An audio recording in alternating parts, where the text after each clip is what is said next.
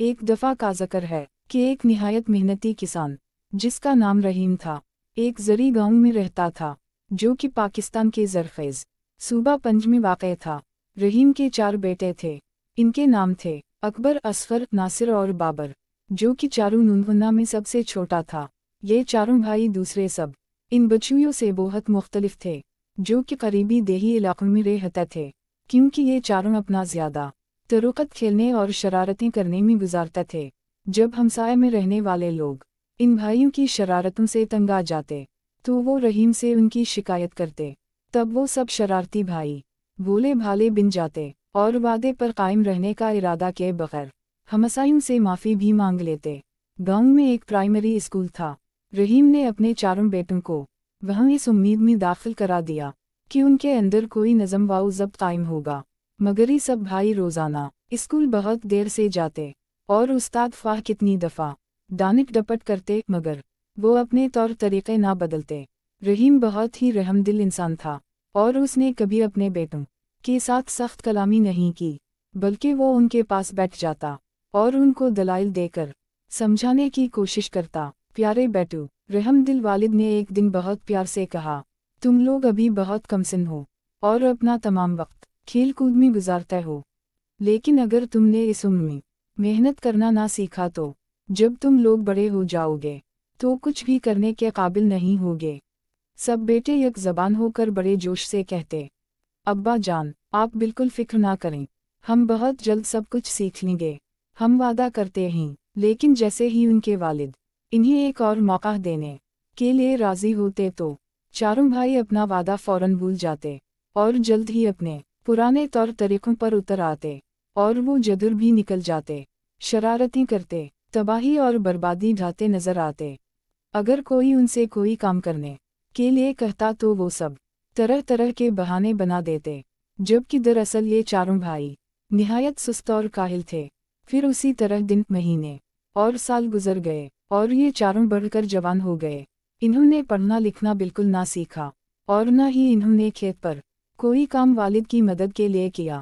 وہ ہمیشہ ایک دوسرے کو اپنی من گھڑت فضول باتوں اور مشکلات کے لیے الزام دیتے رہتے، اور ان میں سے کسی ایک نے بھی کبھی ایک دفعہ بھی اپنے برے طور طریقے کے لیے اپنی ذمہ داری قبول نہیں کی۔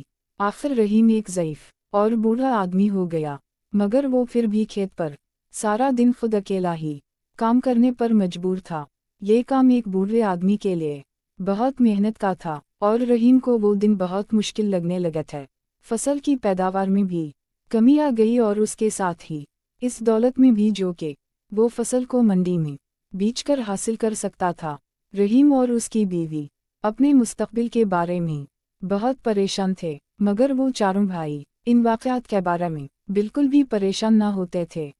کبھی کبھار وہ کھیت میں اپنے والد کی مدد کرنے چلے جاتے، لیکن زیادہ تر اپنے بچاؤ کی خاطر بہانے بناتے رہتے۔ وہ تمام دن صرف نک میں بیٹھے رہتے، کھاتے پیتے اور آرام سے سوتے۔ اگر کبھی کوئی اکبر سے کہتا کہ وہ کھیت پر جا کر اپنے والد کی مدد کرے تو وہ کہتا کہ دوسرے تینوں میں سے کوئی جا کر مدد کرے، کیونکہ میرے تو سر میں درد ہے، وغیرہ وغیرہ۔ اسی طرح ہر ایک بھائی کو جب بھی کوئی کسی کام کرنے کو کہتا تو وہ اسے قسم کا بہانہ بنا دیتا، اور ان میں سے ہر ایک اپنے دوسرے بھائیوں میں سے کسی ایک کو وہ کام کرنے کے لیے پیش کر دیتا۔ پھر ایک وقت ایسا آیا کہ رحیم واقعی اس قدر ضعیف اور بیمار ہو گیا کہ کوئی کام کرنے کے قابل نہیں رہا، اور اس نے حقیقت میں یہ محسوس کیا کہ وہ زیادہ دیر تک زندہ نہیں رہ سکے گا۔ رحمدل باپ اپنے ناکارہ بیٹوں کے بارے میں بہت فکر مند ہو گیا اور اس کے دماغ کو بہت سے مشکل سوالات نے گھیر لیا۔ اسے یہ نہیں معلوم تھا کہ جب وہ نہیں ہوگا تو ان کا کیا ہوگا۔ انہوں نے کوئی ہنر نہیں سیکھا تھا، اس لیے وہ اپنے لیے روزی کیسے مہیا کر سکیں گے۔ ان کے برے اعمال کے باوجود رحیم اپنے بیٹوں کو دل سے چاہتا تھا اور ان کی مدد کرنا چاہتا تھا، اس لیے وہ بیچارہ ضعیف آدمی بہت ہی غور سے یہ سوچنے لگا کہ کیا جائے۔ بہت دیر غور کرنے کے بعد رحیم کو ایک منصوبہ سمجھ میں آیا، جس کے بارے میں اس نے خیال کیا کہ شاید وہ کارآمد ہو سکے۔ پھر وہ خود بخود مسکرایا اور اس نے اپنی بیوی سے کہا کہ وہ اس کے چاروں بیٹوں کو بلا کر لائے تاکہ وہ اس کے سامنے آ کر بیٹھیں और इससे पहले कि वो कब्र में जा सोए, इन्हें अपनी वसीयत सुनाए और नसीहत के चंद अल्फाज भी कह सके। रहीम की बीवी ये सुनकर बहुत परेशान हो गई, क्योंकि वो अपने खावनद को बहुत चाहती थी। बहरहाल उसने अपने बेटों को बुलाया और इन्हें उनके वालिद की ख्वाहिश के बारे में बताया। चारों भाइयों को इस बात का बहुत सदमा हुआ कि उनका बाप फौत हो जाएगा। वो अपने वालिद के कदमों के पास उसकी आखिरी वसीयत सुनने के लिए बैठते ही रोने और राहवाऊ जारी करने लगे। प्यारे बेटू, अलामत तमलीक रहमदल बाप ने कहा, मैंने ज़िंदगी भर तुमसे मोहब्बत की और तुम्हारी देखभाल की। मैंने वाकई पूरी कोशिश की कि तुम खुशी और आराम व आसाइश से रहो, और मैं तुम्हारी हिफाजत करता रहा। लेकिन अब मैं बूढ़ा और बीमार हूँ और जानता हूँ कि मैं जल्द ही मर जाऊँगा। बूढ़ा फरक हंसने लगा, इसकी सांस में फुरफुराहट थी। और अब चारों भाई खुद देख सकते थे कि उनका बाप हकीकत में बहुत बीमार था। लेकिन मैंने एक बहुत बड़ा खजाना तुम लोगों के लिए बचा रखा है, रहीम ने गुफ्तगू जारी रखते हुए कहा, ताकि तुम्हारी जिंदगी मेरे जाने के बहुत अरसे बाद तक भी आराम से गुजरती रहे।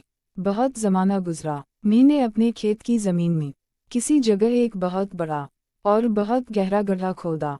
फिर मैंने इस गड्ढे में इस खजाने को उस वक्त के लिए कि जब तुम्हें उसकी ज़रूरत पड़े हिफाजत के साथ दफन कर दिया।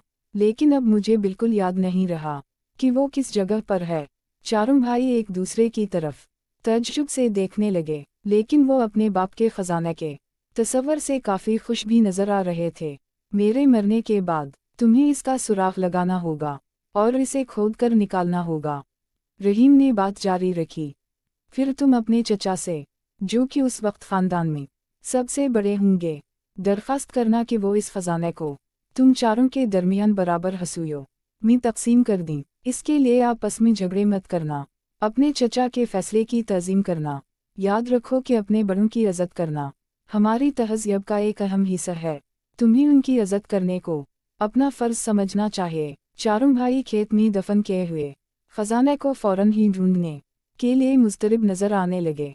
रहीम ने ये ज़ाहिर किया कि उसने अपने बेटों के इस रुचिए को देखा ही नहीं, और उसने अपनी तकरीर जारी रखी। एक और नसीहत जो कि मैं तुम्हें डालना चाहता हूँ वो ये है कि तुम लोग एक दूसरे के साथ कभी मत लड़ना। तुम्हारे दुश्मन तुम्हें मंसूबा बंदी और साजबाज करने के लिए इकसाएंगे, लेकिन कुछ भी हो जाए तुम चारों हमेशा मुत्तहिद रहना। मिलजुल कर तुम सब बहुत ताकतवर रहोगे और कोई भी तुम्हें नुकसान नहीं पहुंचा सकेगा।